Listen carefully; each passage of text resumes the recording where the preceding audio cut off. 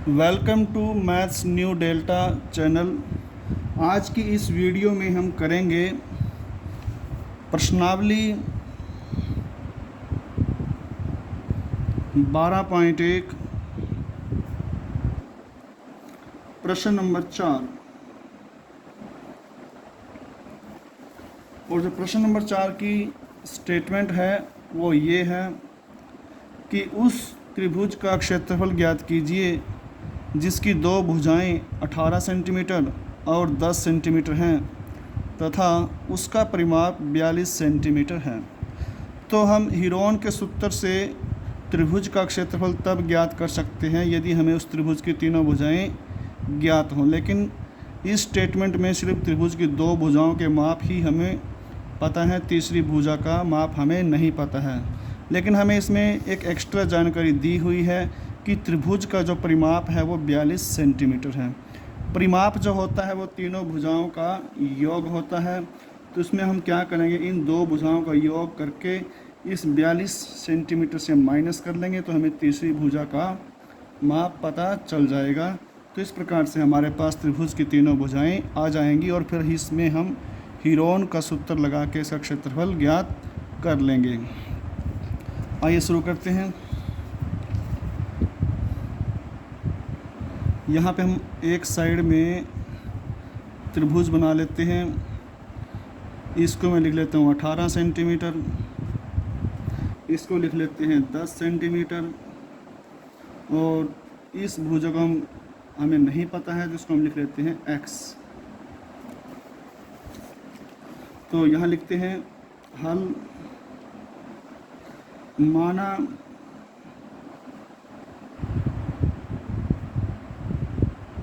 त्रिभुज की भुजाएं A बराबर हम ले लेते हैं 18 सेंटीमीटर, B बराबर ले लेते हैं 10 सेंटीमीटर और C बराबर हम ले लेते हैं x।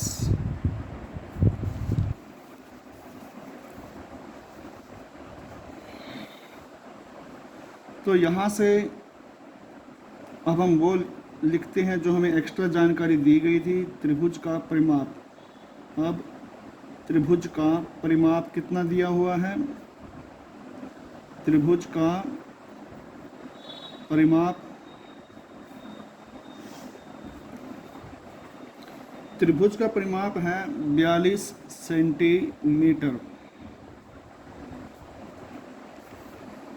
तो यहाँ से जब हम त्रिभुज का परिमाप क्या होता है, तीनों भुजाओं का योग। तीनों भुजाएं मेरे पास हैं।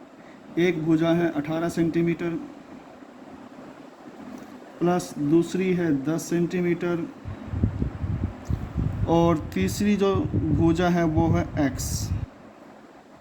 तो यहाँ पे 42 सेंटीमीटर।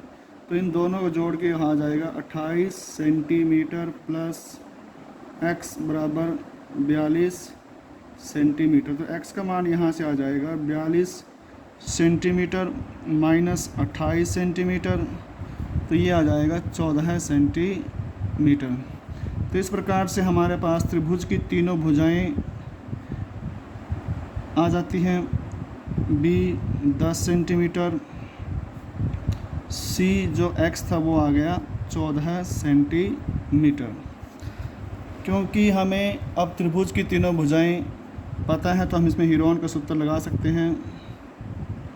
हीरोन सूत्र के द्वारा अब इस क्वेश्चन को आगे बढ़ाएंगे। पहले यहाँ से हम s पता करेंगे। 18 प्लस 10 प्लस 14 बटे में 2, तो ये आएगा 42 बटे में 2 सेंटीमीटर, तो कट के आएगा 21 सेंटीमीटर। तो फिर हम लिखेंगे त्रिभुज का क्षेत्रफल। त्रिभुज का क्षेत्रफल, एक बार फॉर्मूला लिख लें जो हीरोन ने बताया है, s minus a into s minus b, फिर यहाँ पे s माइनस c सारे का वर्गमूल। तो s का मान इसमें है 21 और यहाँ पे 21 माइनस a हमारा है 18, फिर 21 माइनस b का मान है 10 और 21 माइनस c का मान है 14 है, सारे का वर्गमूल। क्योंकि ये सभी माप जो है सेंटीमीटर में दिए हुए हैं तो क्षेत्रफल जो होगा वो सेंटीमीटर की 2 वर्ग सेंटीमीटर से कहते हैं। तो यहाँ से 21 गुना हमें यहाँ से 3 बचेगा, यहाँ से 11 है, यहाँ से फिर 7 सेंटीमीटर की 2 या वर्ग सेंटीमीटर। तो 21 को हम लिख सकते हैं 3 गुणा 7, 3 गुणा 7, 3 गुणा 11 गुणा 7 सेंटीमीटर की 2। तो ये हो जाएगा, देखिए 3 भी यहाँ पे 2 बार आता है वर्गमूल में, गुणा में 7 भी 2 बार आता है, तो 3 गुणा 3 9 होता है, 9 का वर्गमूल 3। फिर 7 गुणा 7 49 होता है और 49 का जो वर्गमूल होता है वो 7। तो फिर इसके अंदर जो रह जाएगा वो 11 वर्गमूल सेंटीमीटर स्क्वायर। तो ये 21 मीन्स 21 गुणा में वर्गमूल 11 सेंटीमीटर की 2। तो इस प्रकार से जो हमारा ये प्रश्न है, प्रश्न नंबर 4, ये हल हो जाता है। अब हम करते हैं इसी एक्सरसाइज का 12.1 का प्रश्न नंबर 5। प्रश्न नंबर 5। प्रश्न नंबर 5 की क्या स्टेटमेंट है? एक त्रिभुज की भुजाओं का अनुपात दिया गया है 12:17:25 और उसका परिमाप दिया है। तो इस त्रिभुज का क्षेत्रफल ज्ञात कीजिए। क्योंकि हम हीरोन के सूत्र से त्रिभुज का क्षेत्रफल ज्ञात कर रहे हैं तो हमें तीनों भुजाओं के माप अलग अलग पता होने चाहिए। अभी तक इसमें तीनों भुजाओं का माप नहीं दिया, तीनों भुजाओं के माप के अनुपात दिए हुए हैं। तो इन अनुपात और इस परिमाप के बेस पर हम त्रिभुज की भुजाएं ज्ञात करेंगे। पहले आइए शुरू करते हैं। हल लिख लेते हैं। त्रिभुज की क्या चीज़ दी है? त्रिभुज की भुजाओं का अनुपात हमें दिया हुआ है। त्रिभुज की भुजाओं का अनुपात वो है 12:17:25।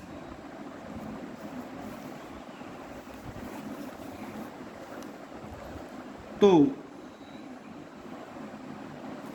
त्रिभुज की भुजाएं होंगी किस प्रकार की?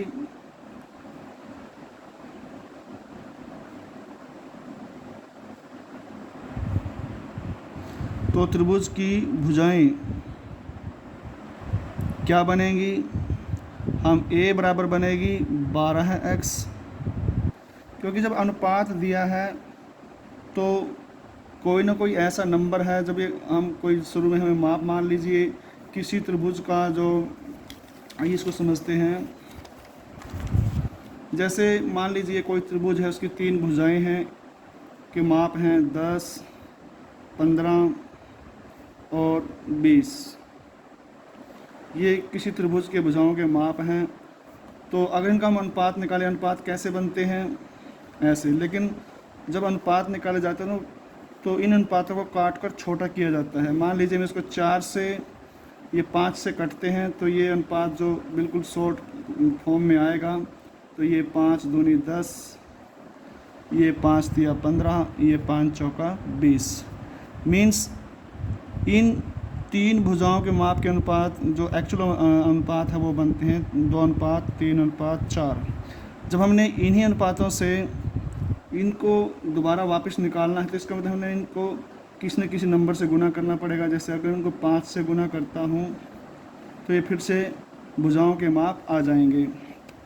तो इसमें भी ऐसा ही है, इसमें कोई ना कोई नंबर ऐसा है जो हमें गुणा करना पड़ेगा, जिससे भुजाओं के माप हमें पता चल जाएगा। वो नंबर क्या है, उस नंबर को हम मान लेते हैं x।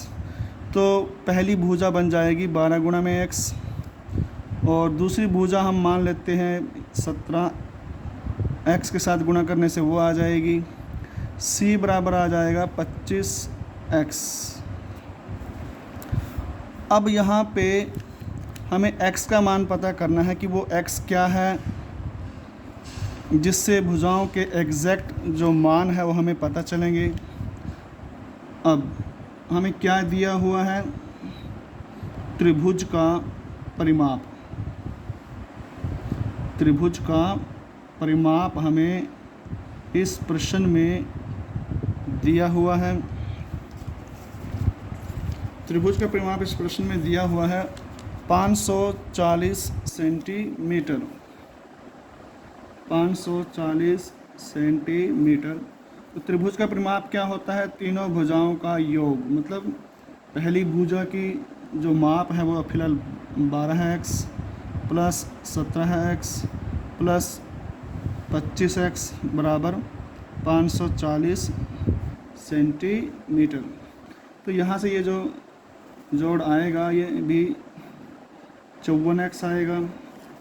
तो 540 सेंटीमीटर, तो x बराबर होगा 540 बटे में 54 सेंटीमीटर। ये 54 एकम 54 और फिर 0, तो ये आ जाएगा 10 सेंटीमीटर। तो इस प्रकार से हमारे पास जो a का मान आया वो आया 12 गुणा में, क्योंकि x का मान कितना निकला यहाँ पे 10, तो 12 गुणा हमें 10 सेंटीमीटर। b का मान हमारे पास हो गया 17 गुणा में 10 सेंटीमीटर, और c का मान हमारे पास हो गया 25 गुणा में 10 सेंटीमीटर।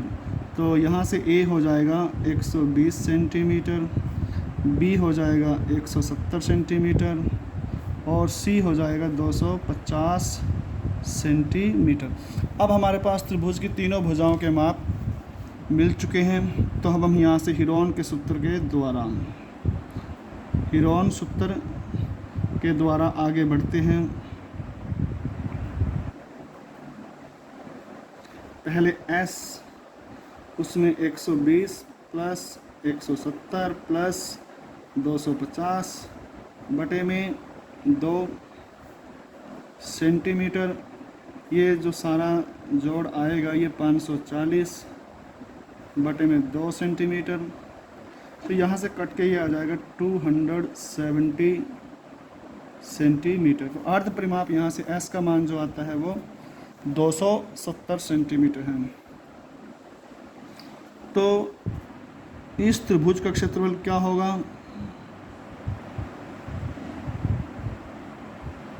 तो इस त्रिभुज का क्षेत्रफल, एक बार यहाँ पर हीरोन का फॉर्मूला लिख लेंगे, s गुणा में s minus a, s minus b, s minus c, सारे का वर्गमूल। तो यहाँ से s का मान है 270 गुणा में फिर वही 270 माइनस a है हमारे पास 120, और 270 b हमने लिया है 170, और 270 माइनस c है 250, सारे का वर्गमूल। क्योंकि ये सभी माप सेंटीमीटर्स में हैं तो पीछे हम लिख देंगे वर्ग सेंटीमीटर, क्योंकि क्षेत्रफल को वर्ग में मापा जाता है। तो यहाँ से 270 गुणा में, तो यहाँ से जो बचेगा, तो देखिए यहाँ से क्या बचता है 150, यहाँ से बचेगा 100, 100, और यहाँ से बचता है 20 सेंटीमीटर की 2। तो यहाँ से 1 0 यहाँ पे है, तो यहाँ से इसको लिख सकते हैं 27 गुणा में 10। 150 को लिख सकते हैं 15 गुणा में 10। 100 का तो वर्गमूल होता ही है, और 20 को भी हम लिख सकते हैं 2 गुणा में 10। सेंटीमीटर की 2। तो फिलहाल हम क्या कर लेते हैं, इस प्रश्न में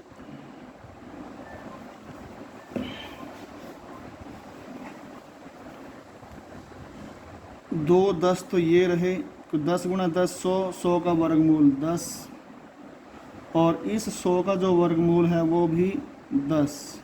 27 को हम लिख लेते हैं 3 निमा 27, 3 गुणा 9। 15 को लिख लेते हैं 3 गुणा 5, और 2, और 10 को भी दोबारा लिख सकते हैं 2 गुणा में 5 सेंटीमीटर की 2। तो यहाँ से हमें क्या मिलेगा, देखिए अब 10 गुणा में 10, 2 3 है तो 1 3 बाहर, 9 का वर्गमूल 3 होता है, 5 भी इसमें 2 बार आया है तो वर्गमूल 5, 2 भी इसमें 2 बार आया है तो 2। तो इस प्रकार से सभी संख्याओं का जो इस अंदर थी ये एक पूर्ण वर्ग मूल इसका यहाँ से हमें जो निकल जाता है। तो यहाँ से जब हम करेंगे इस क्वेश्चन को तो ये जो गुणा आएगी तो 5 दूनी 10, 10 10 हज़ार, और 3 3 9, ये होगा 9000 वर्ग सेंटीमीटर। तो इस प्रकार से हमारा जो प्रश्न नंबर 5 है वो हल हो जाता है।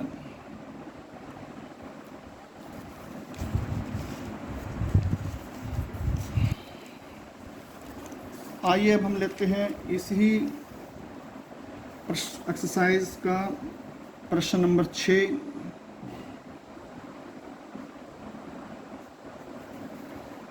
प्रश्न नंबर 6 की जो स्टेटमेंट है वो क्या है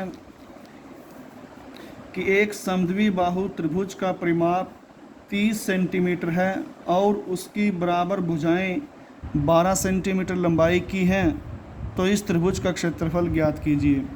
तो इसमें क्योंकि समद्वि बाहु त्रिभुज वो होती है जिसकी 2 भुजाएं बराबर होती हैं, तो इसमें पहले हम यहाँ पे एक साइड में समद्वि बाहु त्रिभुज बना लेते हैं जिसकी ये 2 भुजाएं आपस में एक समान है, और ये 12 सेंटीमीटर, ये भी 12 सेंटीमीटर। इस भुजा का माप हमें नहीं पता है तो इसको हम मान लेते हैं x।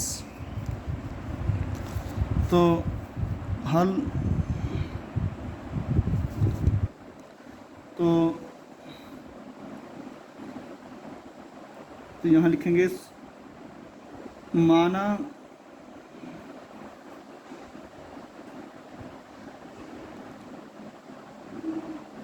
समद्वि बाहु त्रिभुज की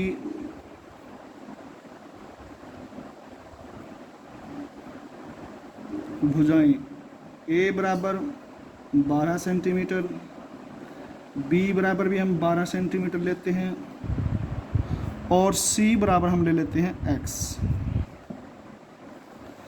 और हमें इसमें जो एक्स्ट्रा जानकारी दी गई है इसमें इसी त्रिभुज का परिमाप भी दिया है।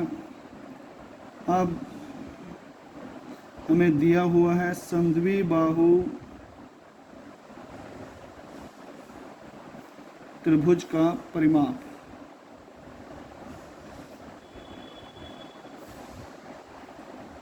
समद्वि बाहु त्रिभुज का परिमाप वो हमें दिया हुआ है 30 सेंटीमीटर।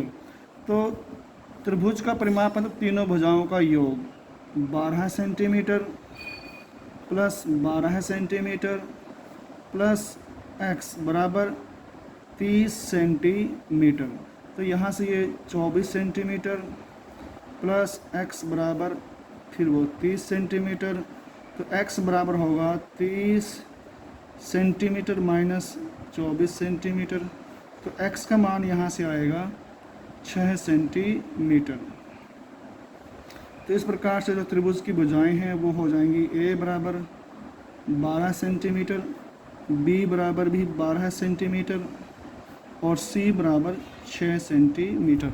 क्योंकि अब हमें त्रिभुज की तीनों भुजाएं पता चल चुकी हैं तो हीरोन सूत्र के द्वारा इसका हम क्षेत्रफल निकाल लेंगे। हीरोन सूत्र के द्वारा तो यहाँ से पहले s 12 है प्लस 6/2 ये सेंटीमीटर में आएगा। 30/2 सेंटीमीटर मीन्स 15 सेंटीमीटर। तो त्रिभुज का क्षेत्रफल क्या होगा? पहले हम यहाँ पे एक बार प्रैक्टिस के लिए हीरोन का फॉर्मूला लिख लेते हैं, ताकि हमें बार बार लिखने से इस फॉर्मूले की पहचान हो जाए अच्छी तरह से। तो s यहाँ पे है 15, फिर 15 माइनस a का मान 12 है, फिर 15 माइनस फिर 12 है, और 15 माइनस c का मान है 6, सारे का वर्गमूल। क्योंकि सभी भुजाओं के माप सेंटीमीटर्स में है, तो पीछे इसका जो क्षेत्रफल आएगा वो वर्ग सेंटीमीटर। तो यहाँ से इसको हल कर लेते हैं। 15 गुणा हमें 3, यहाँ से भी गुणा हमें 3, यहाँ से गुणा हमें 9 सेंटीमीटर की 2। तो 15 के अगर हम टुकड़े करें तो 3 गुणा में 5, 3 गुणा में 3 गुणा में 9 सेंटीमीटर की 2। तो यहाँ से हम देखते हैं ये 2 3 है, तो 3 गुणा 3 9 होता है, 9 का वर्गमूल 3, और गुणा में ये तो 9 है, ये तो पूर्ण वर्ग संख्या है, तो 9 का वर्गमूल भी 3।